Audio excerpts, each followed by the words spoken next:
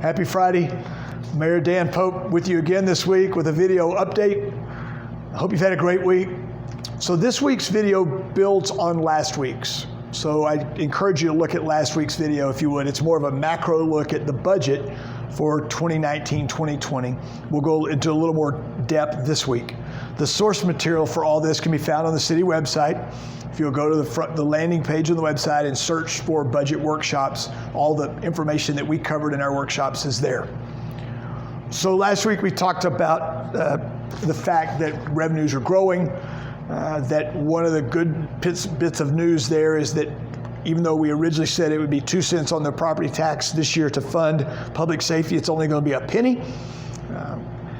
So that's good news. Another bit of good news is that stormwater rates are going to go down all across the board, 17%. So at the Tier 1, our lowest residential stormwater rate, that means $1.50 a month, and it goes up from there, certainly, it's the higher billing. That would be $18 a year in savings. That's actually more for that average homeowner than the property tax increase is for the year. So I think that's a bit of good news. No other fee changes, so no other fee increases. Street maintenance, we're going to do $10 million in street maintenance in 2019-20. It's proposed, certainly. That compares to $8.5 million this last year, $7 million last year, and then prior to that, we did the majority of street maintenance with debt. We're paying cash for this. We need to pay cash. You don't need to finance your basic maintenance, and our council is very much committed to that. We're investing in our workforce. Some highlights of that: 12 new police positions, officer positions. That's on top of 10 last year and 10 the year before that. 3 new positions for Lubbock Fire and Rescue. Public safety is job one. That's the first priority of the council. Other investments in our business to keep up with our growth: planning, codes, health department, parks, water, and LP&L, among others. The details are on those slides, but it's important that we invest. We're keeping our people growth below the overall growth rate of the city, but we do need to grow to provide the services that we all expect. Capital improvements. We'll spend $20 million in cash on public works projects this year and issue no debt. Now, there are some public works projects that we will issue debt for.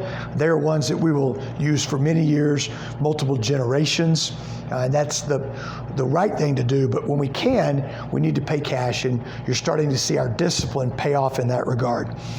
Okay, just one more bit of information about the budget. We're going to purchase 88 vehicles, or we're proposed to in 1920. 93% of those we'll pay cash for. The 6 that we don't pay cash for, we'll finance, but they're vehicles that we'll keep a long time. 4 fire pumpers, so fire trucks, pump trucks.